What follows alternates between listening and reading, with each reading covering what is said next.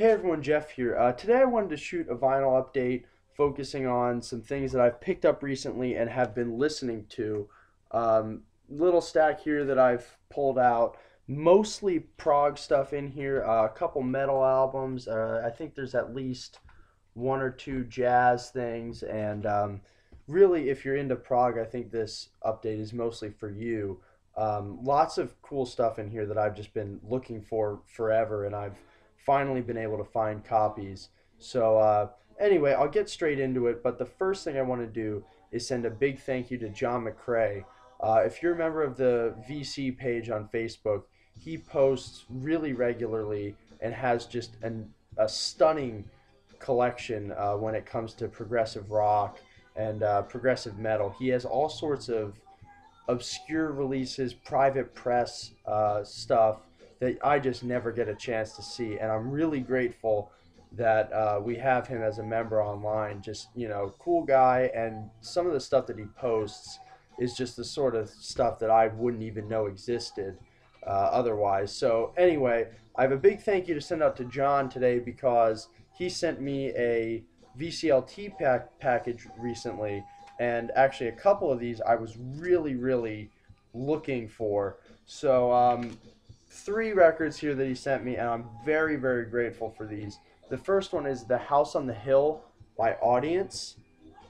Very interesting early prog, kind of hard rock, has a little bit of a jazzy psych type of flavor. I think this came out in 71 and it sounds like it. It's not full of the bombast. It's when progressive rock was generally a little bit more steeped in psychedelia and hard rock and that sort of stuff. But anyway, really cool album, and I'm very happy to have this. So thank you so much, John, for sending this to me. I'm very, very grateful for this. And actually, this next one here is why he sent the package. We were talking about this record by Sebastian Hardy, which is a very cool prog band. This album, Four Moments. And this is one that I've heard about. I've seen it on progressive rock forums. There's one that I was curious about, but I've just never had a chance to find it. And John said he had a spare copy and he'd send it to me. So I really, really appreciate that. This is a super, super cool album. And if you get a chance to pick this up or you see it for a decent price, definitely worth it. This is a very good progressive rock album that not a lot of people talk about. And the last one here is Moon Madness by Camel. And this was the first Camel album that I really got into. Actually, I've had the CD for a long time, and the music on here is fantastic. But I finally own a copy on vinyl now, and it's just an incredible album. Lunar Sea on side two, which is the instrumental track. It's just stunning. It has just a jazzy edge, but it's also kind of atmospheric, very technical playing, and the whole album is like that.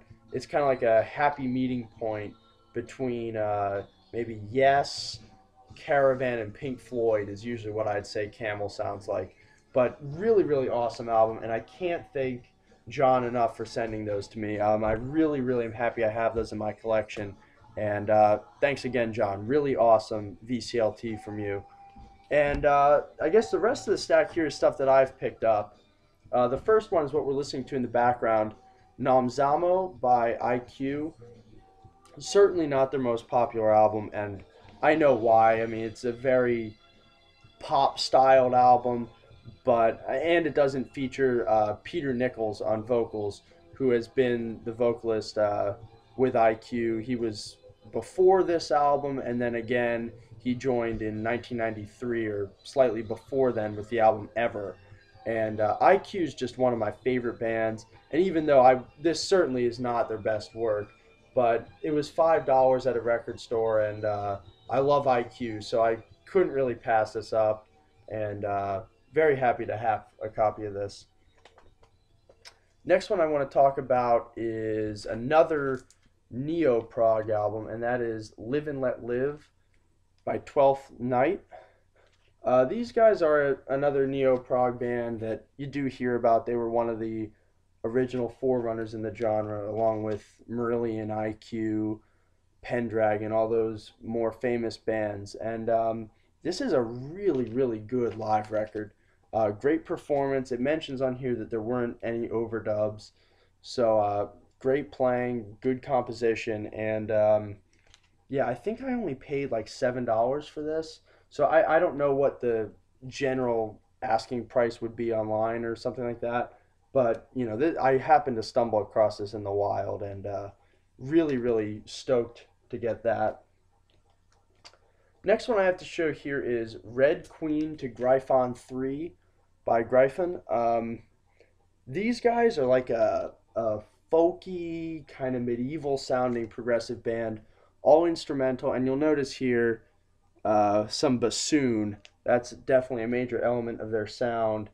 And it's cool stuff. It's not one of my favorite albums, but I was really happy to find this. I think I paid like $8 for it at a record store in Philadelphia.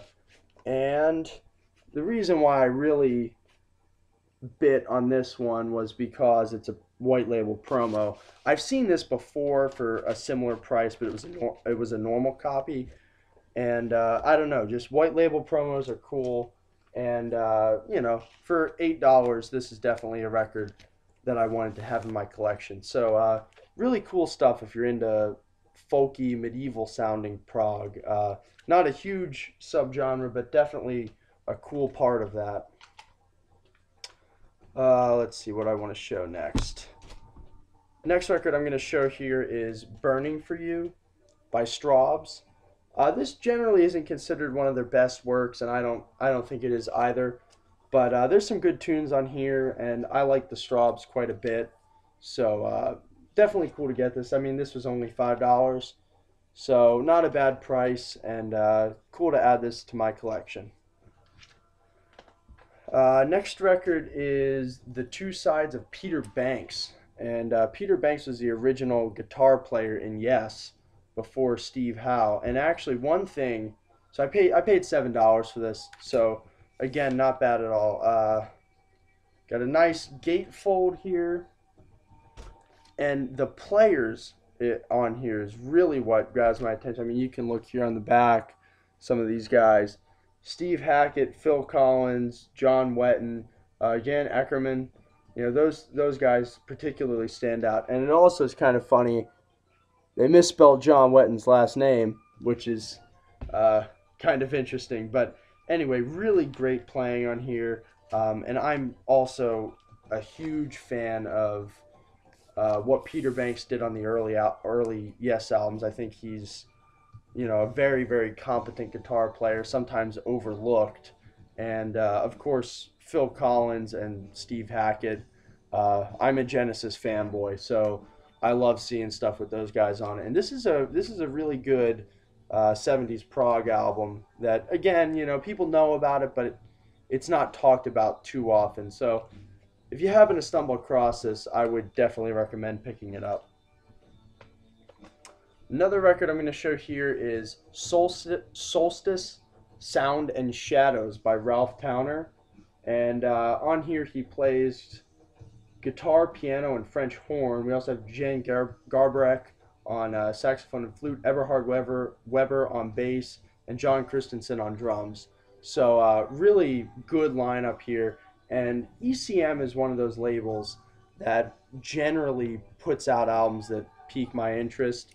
And this is one of them. It's been a while since I spun this, but I remember it being just that typical ECM where it's kind of on the, you know, the cutting edge of the time in terms of incorporating atmosphere and composition and a generally progressive attitude in jazz music. And this was definitely a cool pickup, and got the sticker on the back here, $5. So really, really nice to have a copy of that.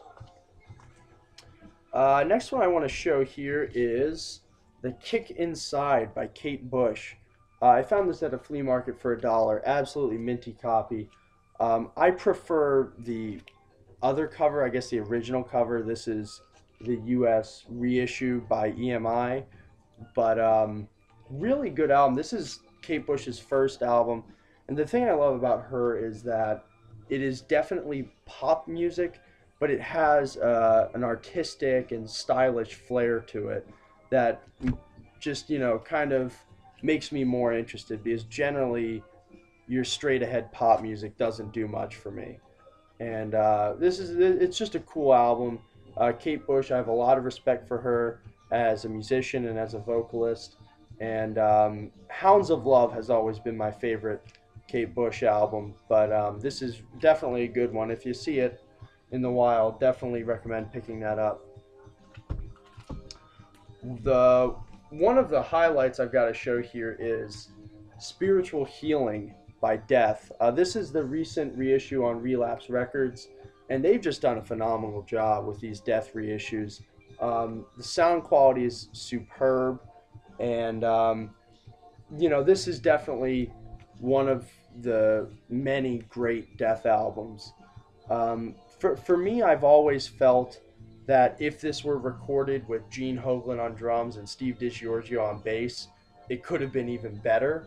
But as it stands, this is still an absolutely classic death metal album, and it shows what an innovator Chuck Schuldiner truly was, because at this point, he's the guy that really was one of the pioneers in death metal.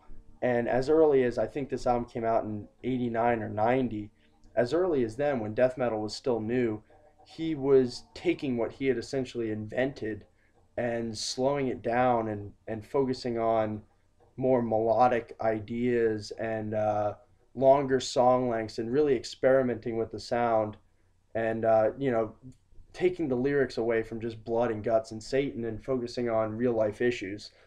So it's an interesting album. It's an interesting transition album from Death, because from here on out they would play a more progressive style of extreme metal. But just an exceptional album, and for $20, really, really great reissue here from Relapse. So I am certainly happy with that one. Let's see, I've got another very good album here, Imagine by John Lennon. Everyone knows this album. Everyone can sing the title track, and I've had this on CD for a very long time, but finally found a copy on vinyl, and probably my favorite John Lennon solo album here. I've always believed that the Beatles were greater than the sum of the parts. There's just something magical about Abbey Road, Sgt. Pepper's, albums like that, but they all put out some pretty good solo records in the 70s, and this is probably John Lennon's best. So most people probably have heard this, but if you haven't, good stuff. Just got 4 more records to show here. First one I want to talk about is Rage for Order by Queensryche. First thing first, the outfits on the back here are just hilarious. I really wish that Queensryche weren't lumped in with all of those cheesy hair metal bands in the 80s, but they unfortunately are, because of photo shoots like that. But really, this is an interesting album. I think it came out in like 86. Yeah, 1986, and this really helped pave the way for progressive metal. Before this album, Queensryche definitely played a style of music more reminiscent of new wave of British heavy metal stuff, and with this album they kind of broke free from that mold and started doing their own thing. And then of course with Mindcrime they really changed the game a lot. But classic early progressive metal, traditional heavy metal sort of thing going on here, and I think I paid $2 for this at a flea market, so really, really nice to have this. Another one I want to show here is Les Porches by Manige. I believe I'm pronouncing that all correctly, but anyway, this is a really, really interesting progressive folk, largely acoustic album. It reminds me quite a bit of Harmonium, which is a great French-Canadian band, and and I love Harmonium. So I think I paid $12 for this, but it was on sale, so I think it was 25% off. So not a bad price at all, and actually, just alone for this Harvest label, I love the way this label looks. and the music on here is really, really great too. I've only had, unfortunately, I've only had an opportunity to spin this record once so far. I'm gonna need to dedicate some more time to it to really let it sink in. This isn't the sort of music that's gonna reveal itself with one listen, but I certainly heard a lot of things here that I like, and really just an interesting album. And if you happen to stumble across it, it's worth giving a listen. Let's see, I got two more records here. One I want to talk about is It Bites, The Big Lad in the Windmill. This is the first record from It Bites, which I believe they had one big hit on this record. And actually, I don't know which track it was. Um, but anyway, it came out in 1986, and it was kind of on that edge of 80s pop rock, arena rock in the vein of maybe like Asia or Journey, and then neo prog in the vein of IQ, Pendragon, Twelfth Night, Marillion, that sort of thing. So, well, what we're left with is a very good 80s rock album with a few prog moves thrown in, and it's good stuff. I'm gonna need to listen to it a couple more times to really solidify my opinion, but definitely not a bad album. And of course, like a lot of albums from this era, it does sound a little dated these days, but it's certainly not bad, and a good introduction to It Bites for me. So I'll have to check out some of the other stuff. But good record here. And the last thing I want to show is definitely one of my favorite recent pickups, and that is Still Life by Graaf Generator. And these guys have just put out a ton of great progressive rock albums, and this is arguably one of their best. A lot of people really, really dig this album, and I do too. Just something about this band's dark and melancholic sound really, really strikes a chord with me. And Peter Hamill's vocals are just so emotional, and the lyrics are, very poetic and very personal. And I don't know, just it's a really, really good band, and this is one of their best records for sure. So, Still Life by Graaf Generator, really, really good stuff. And that's all I have to show today. So, like I said, very, very heavy on the prog stuff today, but hopefully you enjoyed that. And I guess I'll see you all next video, and thank you for watching.